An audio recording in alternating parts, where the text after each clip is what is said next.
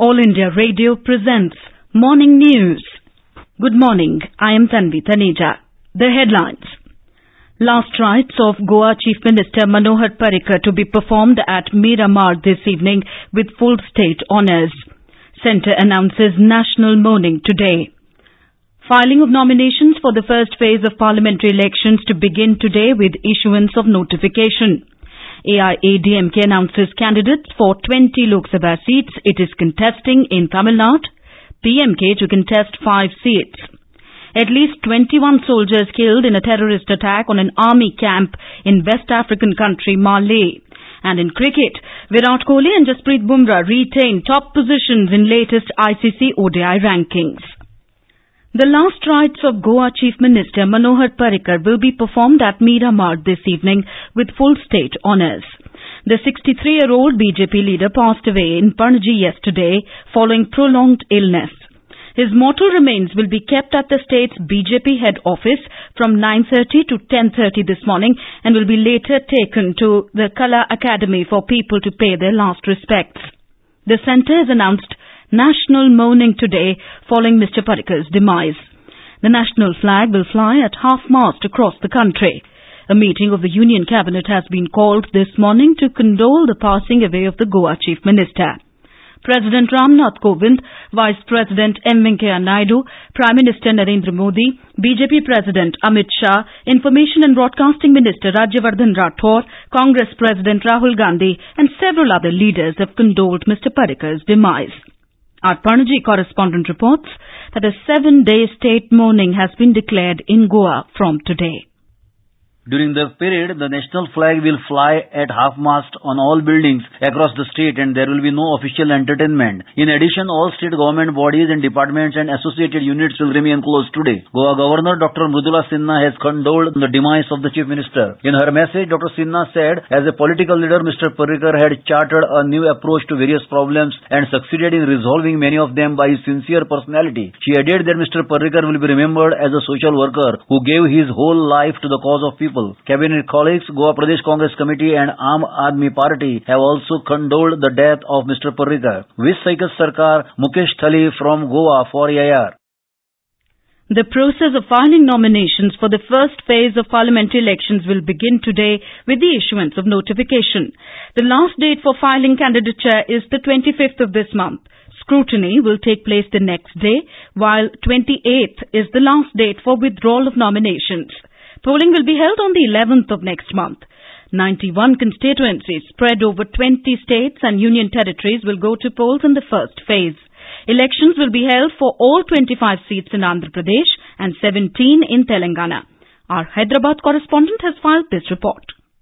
The election machinery in Telangana state has geared up for conducting elections for all 17 Lok Sabha seats in a single phase, 4 months after its assembly elections held last December. After fresh revision of voters' enrollment, the number of electors in the state has gone up to nearly 3 crore from that of 2.94 crore during the assembly elections. Accordingly, the number of polling stations has also gone up to little over 35,000. Lakshmi, AIR News, Hyderabad.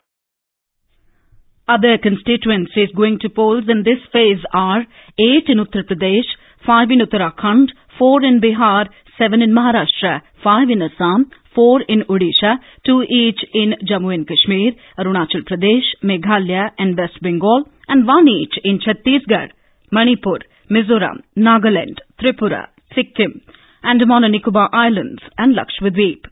In Uttar Pradesh, Saharanpur, Kairana, Muzaffarnagar, Bagpat, Ghaziabad, Meerut, Bijnor and Gautam Budh Nagar will go to polls in this phase. More from our Lucknow correspondent.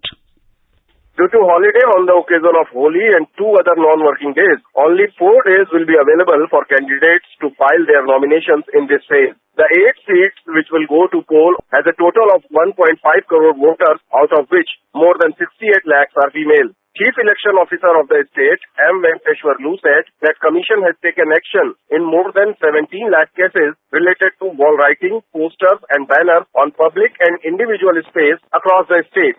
In the action of Income Tax, Police and Excise Department, more than 4 crore 10 lakh cash and liquor worth more than 10 crores were seized. Sushil Chandra Tiwari, AIR News, Lucknow.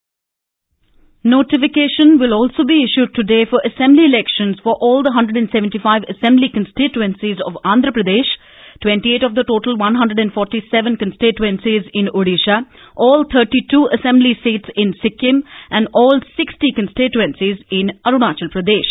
The counting of votes will be taken up on 23rd of May after the completion of all phases of polling. In Tamil Nadu, the ruling AIADMK has announced its candidates for all 20 seats the party is contesting from in the Lok Sabha polls. The AIADMK has also named its candidates for all 18 assembly seats that will go for by-elections along with the general elections on the 18th of next month. Our correspondent reports that DMK has also announced its candidates for all the 20 Lok Sabha seats it is contesting. Both the Dravidian parties face each other directly in 8 constituencies out of the 40 seats in Tamil Nadu and Puducherry. BJP will take on Congress in Sivaganga, the home constituency of Mr. P. Chidambaram and Kanyakumari. Current Lok Sabha Deputy Speaker Dr. M. Thambidurai enters the race again in Karur constituency. DMK's Ms. Kanimozhi, whose term in the upper house of parliament comes to an end later this year, contests in Tuticorin. DMK fields 5 former union ministers including Mr. Dayanidhi Maran, Mr. A. Raja and Mr. T.R. Balu. Jai Singh, AIR News, Chennai. The PMK has announced its candidates for 5 Lok Sabha seats. It has fielded its sitting MP and former Union Minister Dr. Ambumani Ramadas from Dharmapuri constituency. Former Union Minister A.K. Murthy will contest from Arakonam seat. A party release said candidates for 2 more seats allocated to it will be announced later. The PMK has joined hands with the AIADMK, the BJP and the DMDK in this election under the umbrella of NDA. Ahead of the Lok Sabha polls, the Election Commission is keeping a tight vigil on the implementation of the Model Code of Conduct. In Mumbai, the poll panel is taking strict action against unauthorized political advertisements. Here's more from our correspondent. At least 11,500 unauthorized political advertisements and posters have been removed from Mumbai suburban district ahead of the Lok Sabha polls. An election official said nearly 9,300 advertisement boards, posters, banners and flags have been removed from public places, while more than 2,200 such boards have been removed from private properties falling under the administrative limits of the Mumbai suburban district from Mahim Causeway to Dahisar, Kurla to Mulund and Kurla to Trombay. The same area comprises of 4 Lok Sabha and 26 assembly constituencies. Shailesh Patil, AIR News, Mumbai. The News Services Division of All India Radio, in its weekly bilingual live phone-in program Public Speak, will bring you a discussion tonight on voter awareness, key to strong democracy. This can be heard on the FM Gold channel and additional frequencies from 9:30 p.m. Listeners can ask questions to the experts in our studio on the toll-free telephone number 1800115767. You can also ask questions on telephone number 011-2331-4444 and post queries on our Twitter handle at AIR News Alerts by hashtag AskAIR. This is All India Radio giving you the news. For quick news updates, follow us on our Twitter handle at AIR News Alerts. News Services Division of All India Radio will bring you a special live program, Janadesh 2019, on the developments related to the upcoming general elections 2019. Tune in to the FM Gold channel of AIR from 4:05 p.m. to 4:30 p.m. from Monday 18th March till the announcement of results to listen to this special program.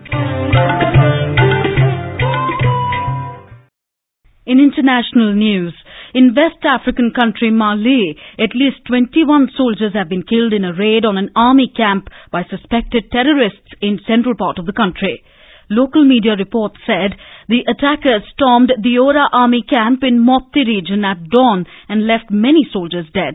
Once a beacon of democracy and stability in Africa, central Mali in recent years has been dogged by a coup, civil war and terrorism. The country has in the past few years been overrun by terrorists with links to Al-Qaeda. External Affairs Minister Sushma Swaraj will call on the President of Maldives, Ibrahim Mohammed Solih, in Mali today before concluding her 2-day visit to the country. Mrs. Swaraj met her Maldivian counterpart Abdullah Shahid yesterday and had a joint ministerial meeting. 3 agreements were exchanged on visa facilitation for diplomatic and official passport holders, development cooperation and renewable energy. Our correspondent has filed this report. A host of regional and bilateral issues will come up during meeting with Maldives President, whose coming in power last year has heralded in a new chapter in bilateral relations. Mr. Kohli had visited New Delhi last December, during which India announced $1.4 billion assistance to Maldives for its development needs. The visit of Mr. Swaraj is aimed at working out details of cooperation in various development fields, and both countries exchanged agreements on visa facilitation, development cooperation and renewable energy. Santosh Kumar for AIR News from Colombo. The West Bengal police has recovered huge quantity of explosives at Beliator in Bankura district. Following a tip-off, a team of CID officials and police intercepted a truck in the area and seized huge quantity of detonators, gelatin sticks and ammonium nitrate. The truck was going to Birbhum district from Telangana. The driver of the vehicle has been arrested. He was produced before a court which remanded him to police custody till the 25th of this month. In cricket, Indian skipper Virat Kohli and pacer Jasprit Bumrah have retained the top positions in the latest ICC ODI rankings. Kohli remained at the number 1 spot in the list of batsmen after he scored 310 runs in the recently concluded home series against Australia, which India lost 2-3. Rohit Sharma remained number 2. Kedar Jadav's all-round effort helped him move up 11 places to a career best 24th. In the bowlers list, Bumrah is at the top, followed by New Zealand fast bowler Trent Boult at the 2nd spot. In the team rankings, India is 2nd, behind leaders England. And now for an overview of today's newspapers, it's over to Abhishek Kumar. Thank you, Tanvi. India to get its first Lokpal in Justice P.C. Ghosh and tributes on the passing away of Goa Chief Minister Manohar Parrikar occupy prominent headline space in the dailies today. Pinaki Chandra Ghosh set to become India's first Lokpal, headlines The Hindu. The paper adds, PM-led selection panel clears the former Supreme Court judge's name. The Indian Express leads with the headline, CM Parrikar loses his battle with cancer, Goa in political turmoil. The Mail today writes, smaller parties hold key to CM post.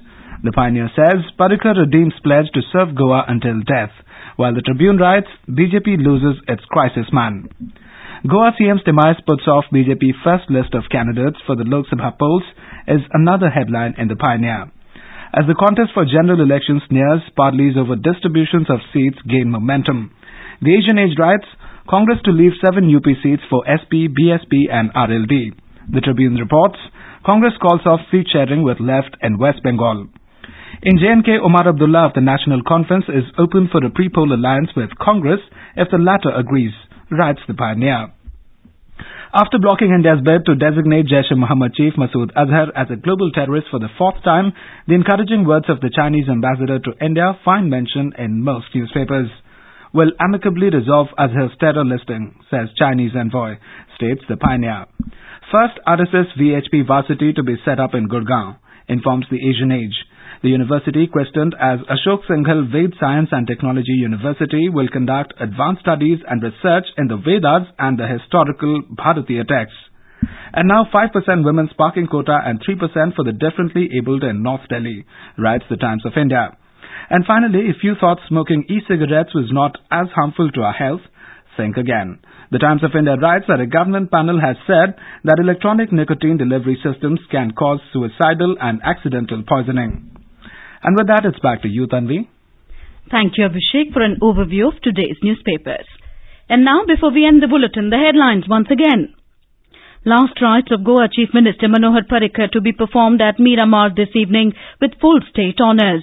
Centre announces national mourning today. Filing of nominations for first phase of parliamentary elections to begin today with issuance of notification. AIADMK announces candidates for 20 Lok Sabha seats it is contesting in Tamil Nadu. PMK to contest 5 seats.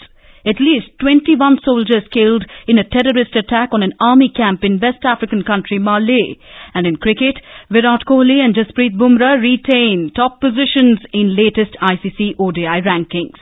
And for details of these stories and more, you can log on to our website www.newsonair.nic.in. With that, we end the morning news. Have a nice day.